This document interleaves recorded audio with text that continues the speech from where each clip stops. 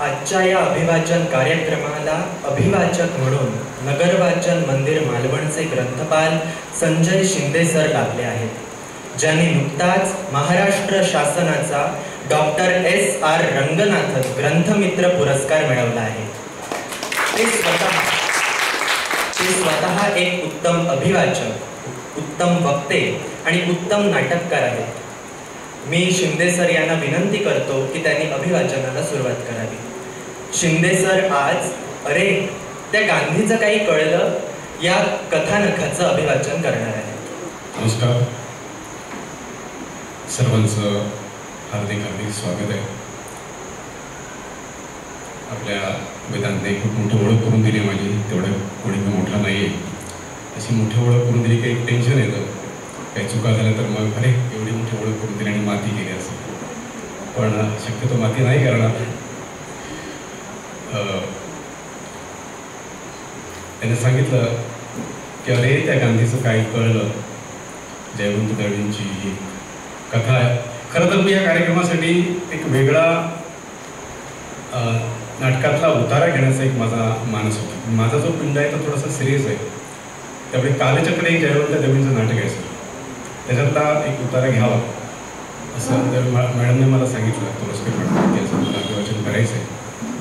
तर मी तो अगदी तयारी केली त्याची, ते वाचलं वगैरे, आणि नंतर मी हे वाचलं जे मॅडमने मला पाठवलं होतं, आणि ते मला एवढं आवडलं की ते मी बाजूला ठेवलं पुस्तक कालचक्र, नाही म्हटलं हेच वाचायचं आहे, खूप छान आहे, प्रयत्न करतोय।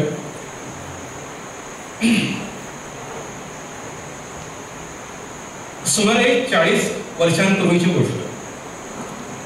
टोपी हे प्रकरण आमच्या गावात नव्हतं, आधीच आमचं कोकण दरिद्री, त्यात पुन्हा आमचं गाव एका कडेला पडलेलं, एक जात सगळी माणसं उघडी नागडी, कमरेला काष्टी, हातावर पंचा किंवा घोंगडी एवढीच 2 वस्त्र, जत्रेला किंवा लग्नाला जायचं झालं तर डोक्यावर मुंड असं, शाळेत जाणाऱ्या 4 मुलांच्या डोक्यावर तेवढ्या टोप्या असत, आणि त्या सुद्धा काळ्या किंवा फार तर जरीच्या।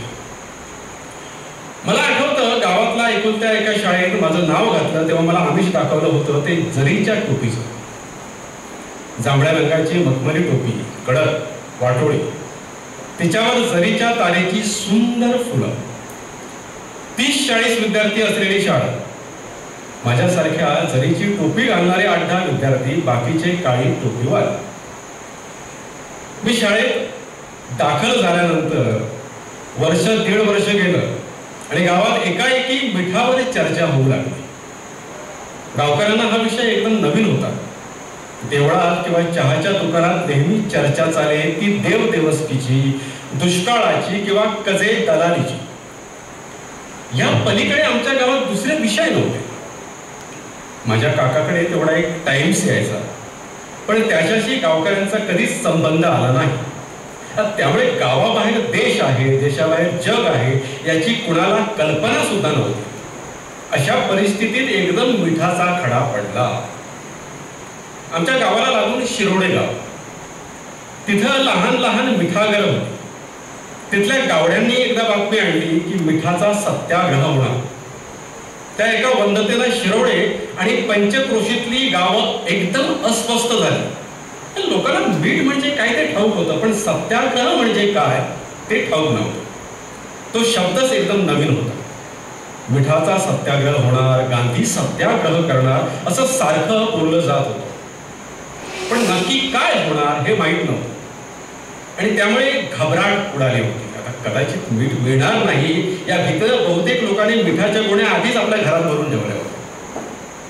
मग एकाएकी वेंगुर्ले, सावंतवाडी येथून अनोळखी चेहऱ्याची माणसं आमच्या गावात येऊ लागली। काही चालत, काही सायकलीवरनं, काही सर्व्हिस मोटारीतनं। त्या सर्वांच्या डोक्यावर पांढऱ्या टोप्या होत्या, गांधी टोप्या। ही सगळी माणसं गांधी टोपीवाली या नावानं गावात ओळखली जाऊ लागली। गांधी टोपीवाले आवाटा आवाटातून फिरू लागले। गांधीजी, काँग्रेस, सत्याग्रह, स्वराज्य असले पूर्वी कधीही न ऐकलेले शब्द लोकांच्या कानावर पडू लागले। उगाय जन्मात अक्षराशी संबंध न आलेली माणसं त्यांना या शब्दांचे अर्थ कळत नव्हते। फक्त कळत होतं ते एवढंच की हे गांधी टोपीवाले सरकारच्या विरुद्ध आहेत आणि त्यामुळे गावकरी आकसल्यासारखे झाले होते. गावात घबराट वाढली. संध्याकाळी गांधी टोपीवाले एका आवाठात येणार असं कळलं की तिथले गावकरी दुपारीच दुसऱ्या आवाठात पळ काढू लागले. सरकारी लपड गाड्यात नको व्हायला म्हणून ते पळाले. एकदा आमच्या घरी मोठी गडबड उडाली. माझे काका डोकीवरचा रोजचा रुमाल काखेत मारून आणि गांधी टोपी डोकीवर चढवून घरी आले. आजी एकदम टरकून गेली. ती म्हणाली, अरे बाबा, अरे टोपी घालू नकोस, अरे सरकारशी तंटा नको, तर तो गांधी राहील बाजूला आणि तू जाशील तुरुंगात. पण काकाने ते ऐकलं नाही. ते गांधी टोपी घालूनच फिरू लागले. त्या टोपीमुळे ते हळूहळू बदलत होते. टाइम्सचा संपादक गोरा म्हणून त्याने टाइम्स बंद केला आणि क्रॉनिकल सुरू केला. चहा सोडून साखर पाणी सुरू केलं. एवढ्यावरच ते थांबले नाही. एकदा एक मोठा फोटो घेऊन आले. ओट्यावरच्या भिंतीवर देवादिकाशिवाय कोणाचे फोटो नव्हते. तिथंच मध्यभागी एका खुंटीवर त्याने हा फोटो टांगला. कुस्ती गिरवताना उजवीकडे मांडी मोडावी तशी मांडी मोडून एक किरकोळ अंगाचा माणूस फोटोत बसला होता. चेहऱ्यावर बावळट झाप होती.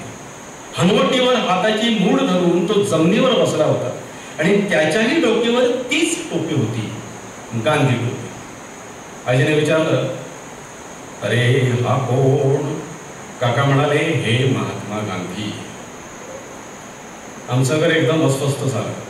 या फोटोमुळे काका तुरुंगात जाणार, घरादारावर जप्ती येणार या भीतीनं घर हलून गेलं.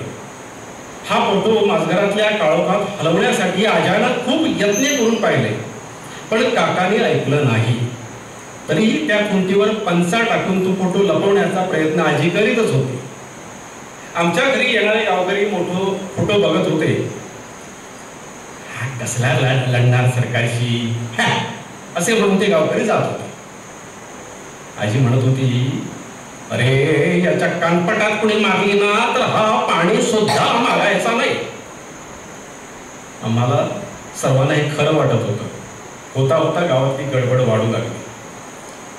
गांधी टोपीवाल्यांची संख्या वाढत गेली. हाती तिरंगे झेंडे घेऊन ते प्रभात फेऱ्या काढू लागले. लेंगे स्वराज लेंगे हे गीत गाऊ लागले. शेतात बांबू करून झेंडे फडकवू लागले. हे सगळं आम्ही लांबून लांबून बघत होतो. वेदरलेल्या नजरेनं बघत होतो. एकदा शिरोड गावात मोटारी भरून शेकडो पोलीस आले. हाती लाठ्या काट्या आणि बंदुका. गोरे सार्जंट आले. ते कानपटात मारून गांधी टोप्या उडवू लागले. मिठागरांभोवती कडेकोट पहारा पडला. सगळा गाव भीतीनं चेपल्यासारखा झाला. पण गांधी टोपीवाले चेपत नव्हते, दबत नव्हते. ते धुंदीनं लेंगे स्वराज्य लेंगे सारखे गात होते आणि महात्मा गांधी की जय म्हणत होते. सत्याग्रहाचा दिवस उजाडला. काही गावकरी भीतीनं घरात लपून बसले. काही धीर करून गंमत बघायला गेले. गांधी टोप्या बगड्यांच्या थव्यासारख्या येत होत्या. पोलिसांची कडी तोडत होत्या. मिठागरांवर झंझावती झेप घेत होत्या. दणादण लाठ्या बसत होत्या, पण मुठीतलं मीठ सुटत नव्हतं. कितीतरी गांधी टोपीवाले जखमी झाले, घायाळ होऊन पडले.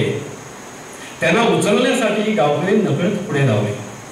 काही जण त्यांच्यासाठी गूळ आणि पाणी घेऊन आले आणि मग हळूहळू गावातलं वातावरण नकळत बदलू लागलं. चहाच्या दुकानात गांधी टोपीच्या शौर्याच्या कथा ऐकू येऊ लागल्या. पोलिसांबद्दल कडवटपणा निर्माण झाला. आम्ही पोरं, आम्हाला काही कळत नव्हतं. तरी सुद्धा पोलिसांच्या चावडी समोर जाऊन महात्मा गांधी की जय असं ओरडत आम्ही हळूच पळ काढत होतो. आणि असं ओरडल्याबद्दल गावातले लोक आम्हाला शाबासकी देत होते. एकदा शिरोड्याच्या तिठ्यावर काळ्या टोप्यांची होळी पेटली. आम्ही शाळेतली पोरं धावत गेलो. आपली काळी टोपी होळीत टाकली की बाजूला गांधी टोपी मिळत होती. मी माझी जरीची टोपी सुद्धा जळताना पाहिली. पण का कोण जाणे, वाईट वाटलं नाही. गांधी टोप्या चढवून आम्ही परत आलो. एका रात्रीत आमची शाळा पांढरी शुभ्र दिसू लागली. विशेष म्हणजे आजी सुद्धा काही बोलली नाही, गप्प राहील. कारण हवा बदलली होती. ज्यांनी डोक्यावर कधीच काही घातलं नव्हतं असे अनेक गावकरी गांधी टोप्या घालून हिंडत होते, एकदम वेगळेच दिसत होते. हळूहळू सूर्य फिरावा आणि दिवस बदलावा तसं काहीतरी अनाहूतपणे होत होतं. 2 ऑक्टोबरला सकाळी देवळासमोर झेंडावंदन ठरलं. वेंगुर्ल्याहून गांधी टोपेवाले पुढारी येणार होते. काकाने गावभर वर्दी दिली होती, पण माणसं जमतील अशी खात्री नव्हती. पण काय झालं, कोण झालं, यापूर्वी गावात कधी घडलं नव्हतं. घडेल असं वाटत नव्हतं, ते घडलं. 150-200 उडे नागडे गावकरी डोक्यावर गांधी टोप्या घालून हजर झाले. महात्मा गांधी की जय असं ओरडून घरी गेले. पुढं पुढं तर काष्टीच्या टोकाची गाठ सोडून 4 आणे देऊ लागले आणि गांधींची पावती दिली असं एकमेकांना सांगू लागले. आमच्या घरी सुद्धा आजीनं त्या खुंटीवर पंचा टाकणं बंद केलं. उलट ती इतर फोटोंवर फुलं ठेवताना गांधींच्या फोटोवरही फुलं ठेवू लागले. एका गोष्टीची आठवण अजून मनात पक्की आहे. शाळेच्या क्रमिक पुस्तकात टोप्या विकणारा फेरीवाल्याचा एक धडा होता. त्यातल्या चित्रात सगळ्या टोप्या काळ्या होत्या. आम्ही सर्व मुलांनी त्यावर खडूची कांडी घासून त्या सगळ्या गांधी टोप्या करून टाकल्या होत्या.